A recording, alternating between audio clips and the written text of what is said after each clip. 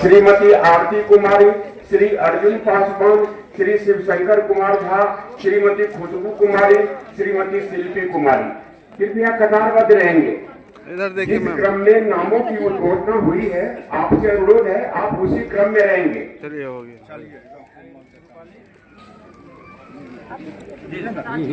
रूपाली कुमारी, उसके बाद राजीव रंजन, श्रीमती पुनीता कुमारी, श्रीमती नीलू कुमारी, श्रीमती आरती कुमारी, श्री अर्जुन पासवान, श्री शिवशंकर कुमार झा, श्रीमती खुशबू कुमारी, श्रीमती शिल्पी कुमारी।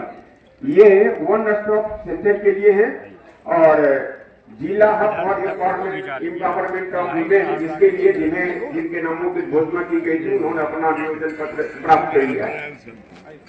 और इसके बाद समाज कल्याण विभाग के तहत ही आप कृपया मंच से नीचे ही लाइन लगा देंगे। अभी महिला प्रतिगतिता के नामों की घोषणा जो हो रही है, वो कृपया मंच के नीचे ही लाइन लगा देंगे।